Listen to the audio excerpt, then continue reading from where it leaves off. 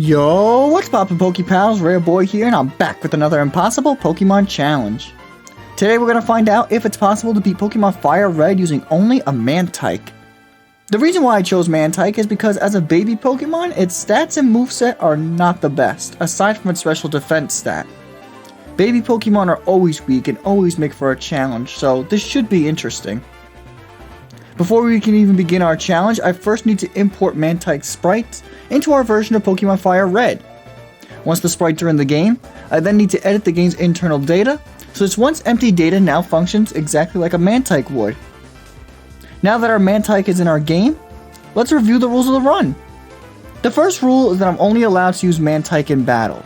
We are allowed to capture other Pokemon for HM usage, but they cannot assist Mantyke by any other means. The second rule is that I'm not allowed to use items in battle.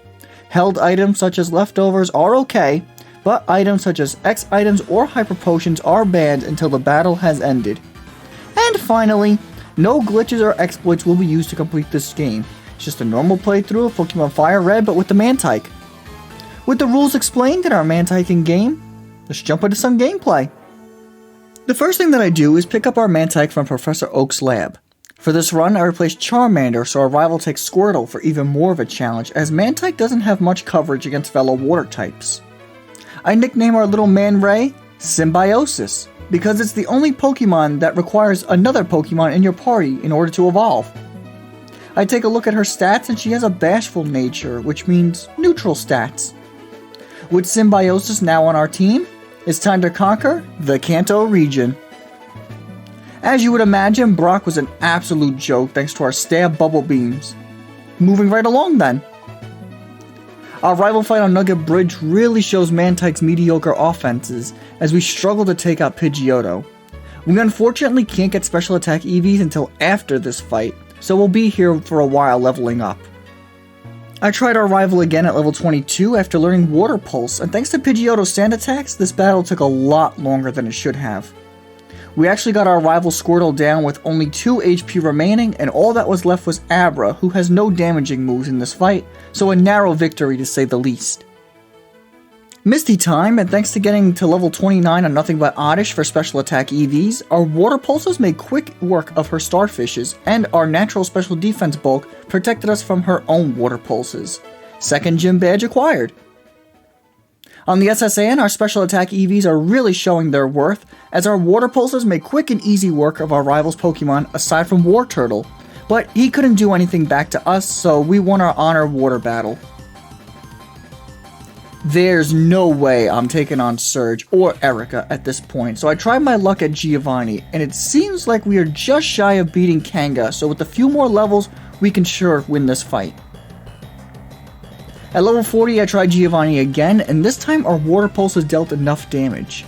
If level 40 wasn't enough, I would have gotten the Mystic Water item, which I'll eventually have to get. At the Pokemon Tower, we had another rival fight, but once again, our Mantyke is just too strong for any of his Pokemon to contest. I'm still not confident against Erica or Surge, so I'll come back to them later. After getting Surf, I attempted Surge, and thankfully our level and moves were enough to sweep his entire team uncontested. After getting access to Ice Beam, I took on Erica, and thanks to my preparations, we easily swept her team as well. I figured Koga is still a little too far out of my league right now, so here we are at our rival at Sylph Tower. We beat him, again as usual, but his Blastoise is quickly becoming an issue for us with no real coverage against him, as you could see. Right after our rival is another Giovanni fight, but he has an even easier team for us to beat than last time, as his team now consists mostly of ground types. We actually got 2 crits in a row to help us sweep Giovanni. I tried my luck at Sabrina with my absurd special defense stat, and this fight was going well until Alakazam. He managed to set up a Calm Mind, and because of that, our Surf did a little underwhelming damage, but his Psychic did about half health to us. We managed to take another Psychic on literally 1 HP and retaliate with another Surf for the close call win. I finally decided to take on Koga, and you know what? He actually wasn't bad at all. We managed to take out his Pokemon fairly easily, and with that, we could go take on Blaine. I wonder how that's gonna go. Is anyone really surprised by the Blaine fight? We're a water type with Surf and the Mystic Water attach. That's a winning recipe against Blaine. It also is a winning recipe against Giovanni's team, as the only damage we sustained in this fight was a slash from Doug Trio, but because it wasn't a crit, it did very underwhelming damage. And with that, we have obtained all 8 gym badges in the Kanto region. While Blaine and Giovanni were easy opponents, our final rival fight certainly isn't.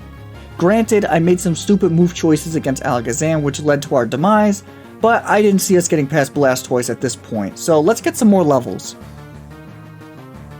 At level 65, the power difference was astronomical, as we completely washed away our rival's team. He actually assisted us by setting up the rain with his Blastoise. Here we are outside the Elite Four at level 73, and our stats are okay. They aren't great, just okay. Lorelei has me the most concerned with her fellow water types, so to try and counteract her team, I taught Mantyke Rock Slide, which I didn't even know they could learn before this video. It probably won't help because of our attack stat being so low, but I'm trying here. Let's see what happens. Our first attempt at Lorelei has me extremely worried, as Rock Slide does hardly anything to her Pokemon, and Lapras has Water Absorb and Quad Resist our Ice Beam, so this unfortunately might be where the run ends. After that depressing display, I made the plunge and our attack stat only went up about 10 points, but I also picked up the Hard Stone to help boost our Rock Slide's power, and that's about all the preparations I could do. Let's see if it's enough to defeat Lorelei. At level 100, Lorelei's Pokemon were not a threat, as we were washing her Pokemon away left and right until Lapras came in. Lapras was still super bulky, and I thought she was going to paralyze us with Body Slam as she broke through her confusion and also confused us. We exchanged Rock Slides and Body Slams until Symbiosis landed a crit to take her out. If we didn't land that crit, we could have easily gone down to Lapras, which is still mind-boggling to me. It's Bruno time, but with the Mystic Water reattached to Symbiosis, me made quick and easy work of his team by spamming the A button and watching all of his Pokemon get washed away one by one. Just like Bruno, Agatha's team met the same fate as we washed each one of her Pokemon away. Lance is next, and while he seems easy on the surface, Gyarados and Aerodactyl have me a little worried. Well, my fears were quickly put to rest as we froze Gyarados with our first Ice Beam and outsped Aerodactyl for the one-shot. From there, Lance's 3 dragons were frozen over with Ice Beam. Well, that was a little anticlimactic. Speaking of anticlimactic, our champion fight was super easy as our combination of Surf and Ice Beam were enough to one-shot every single one of our rivals' Pokemon aside from Blastoise. I tried to get a Freeze Hacks on Blastoise but ultimately failed as he tried to hit us with Hydro Pump but wound up healing off the damage Arcanine dealt to us thanks to Water Absorb. Then, he set up the Rain, which helped boost our Surf enough to take out Blastoise without our rival getting a chance to heal him off. Nice! With this victory, we registered Mantyke into the Kanto Hall of Fame. Mantyke was an interesting choice, as its lackluster move pool and the physical special split really hindered its viability, but we still managed to come out on top with practically only 2 moves.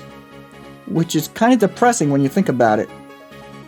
Keeping with the baby aspect, we're going to do quite literally my hardest challenge yet, when we find out if it's possible to beat Pokemon Fire Red using only a Toxel. So if you don't want to miss that challenge, be sure to subscribe and stay tuned. Also, be sure to leave a like on this video if you enjoyed it. In the comment section, I want to know what your favorite part of today's run was. This has been your boy Rare Boy, and I'll catch you all in the next one. Peace! Red, white, and blue, yeah, I love this place. Excuse me, did you just watch this video? You must have if you made it this far into the video.